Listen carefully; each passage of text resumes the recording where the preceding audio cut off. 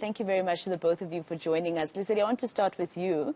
Were you excited when the minister announced this year that you're going to full-time learning so you don't have to miss, school so much? Yes, most definitely. I think this year is one of the most crucial years of my life because it is my grade 12 year. So I was very much glad when they said we're going back full-time because I was really apprehensive or rather timid when we went into the lockdown. So I was glad when we went back full-time to school. And I can imagine, ma'am, I mean, he's one of the lucky ones, actually, the class of 2022, because sheesh, the class of 2021 were not spared in their grade 11 and 12, and the year before that they were suddenly just disrupted from March. They thought it would be 21 days and then it kept extending. So I'm sure the class of 2022, maybe, they're the lucky ones. Indeed, Masego, they are the lucky ones. Although for us as Katie Nkondo School of Specialization, we were at an advantage. We are a full ICT school, so we were uncomfortable as early as May 2020 when we could see that the lockdown is extending beyond what we expected. We started having conversations around the use of ICT in our teaching and learning strategies. And as a result, we started having conversations amongst ourselves and amongst our learners as to the best ways of utilizing our full ICT nature as the school. So our grades 10, 11 and 12 learners since 2020, they have never been affected by rotational schooling. We made a conscious decision as the school to say our FET band will come to school every day. But for the senior phase, the grade 8 and 9s, it was really hard. Also, it was hard even for our matriculants of 2021 because they could not get the full attention that they usually get. So the 2022 class of matric is indeed the lucky one. We started very well in January. We are ending the term at a normal pace that is expected in a school, having written our assessments. And if we reflect back to 2020, we had to go on lockdown before we can analyze our results, before we can issue out the analysis of results for term 1. But also, besides the difficulty of, the change and how pupils learn and how teachers educate, right, there was also that emotional burden as well, especially as a headmaster, having to deal with, for instance, did you lose any teachers to the pandemic? Fortunately, again, for us as Katie Nkondo, we did not lose colleagues, although when we started back or came back in 2020 in July, colleagues started being sick a lot, and we had to close schools, reopen, close for disinfection and all those necessary processes. But I would say it was quite an emotional journey for the whole school, all stakeholders, having to balance emotions of all stakeholders, the staff feeling unsafe, parents not really sure whether to bring back their learners, and learners themselves, it was difficult for them to become normal with the wearing of masks, social distancing, not hugging their friends. It was really, really difficult. I was actually going to talk about that. I mean, you couldn't chill with your friends, you couldn't play sport. At some point, sport was cancelled. Are you a person who enjoys sports at school? I don't do any sports, but I do other extramural activities such as debate and music. So I was really disheartened when the South African Schools Coral Estetford was cancelled right before it could begin.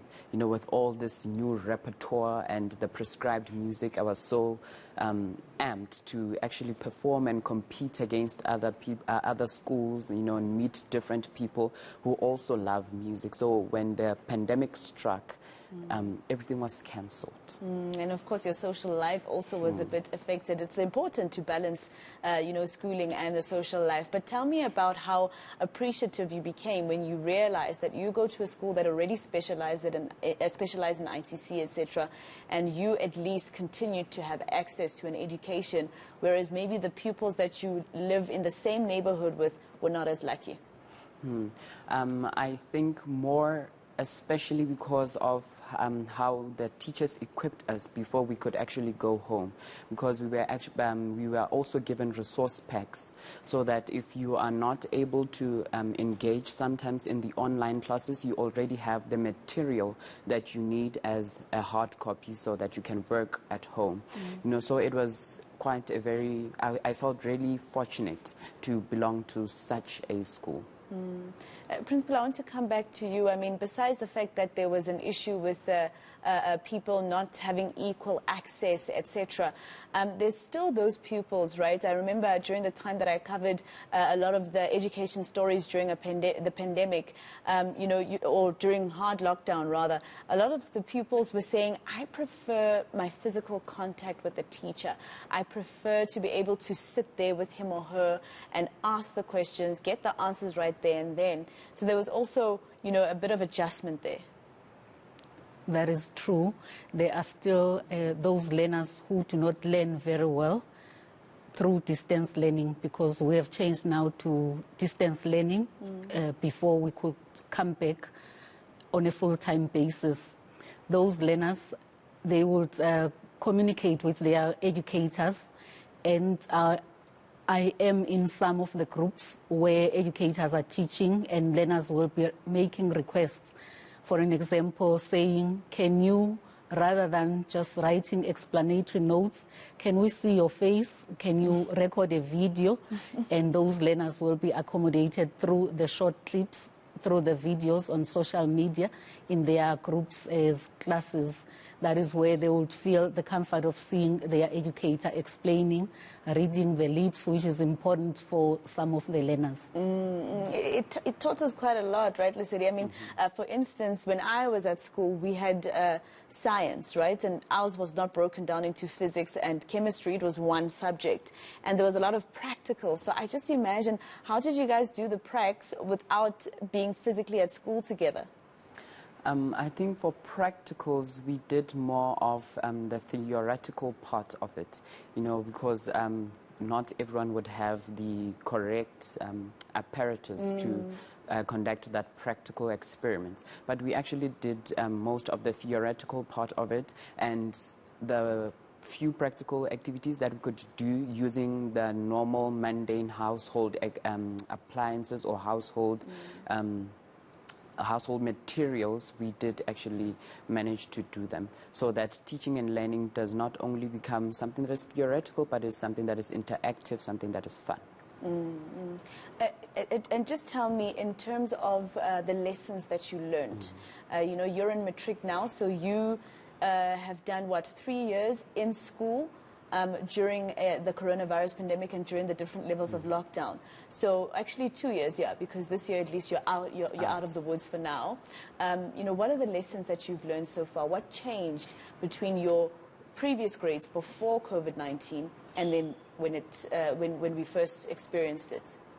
I think one of the greatest lessons I took from the pandemic and the lockdown itself is really self-discipline, which is crucial in the current grade that I'm in, which is grade 12, because you actually have to do the work without the teacher being there. So when you're at home, you actually want to study, because it's something that has become a daily mantra for you, because during the pandemic, you had to take it upon yourself to do the work, that the teacher really couldn't be next to you and said, did you really do your work or not? So you had to do that self-discipline to look for, to do the work actually, and wherever you do not understand, you consult the teacher. Fortunately enough, we had more other applications like YouTube, so you could go to YouTube and watch some videos wherever you do not understand, to cater for your different learning styles.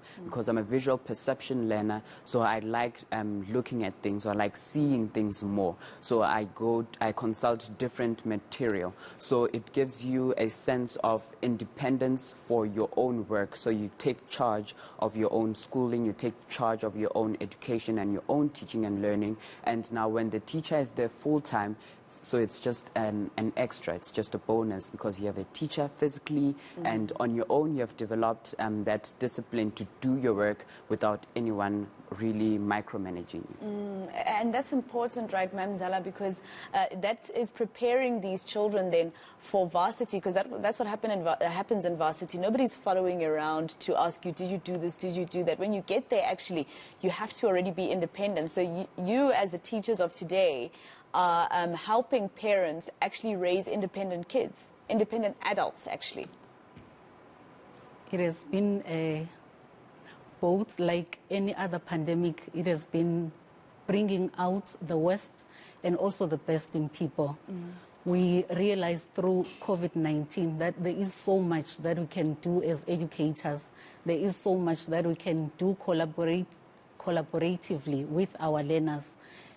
Learners were teaching us some of the aspects of the use of ICT. Educators were not that well trained when we had to go into use of platforms like Zoom, Microsoft Teams, etc., etc. But our learners were there to guide educators who were not yet fully trained for the use of ICT. But the model that we use at the school is a model that says these learners from grade 8, as they enter their high school years, they should be able to be independent. For an example, we don't ring bells during the switch of periods. We expect them to be disciplined enough. Everybody, teachers and learners, we expect them to know when it's end of period, when they have to change quickly to the next period.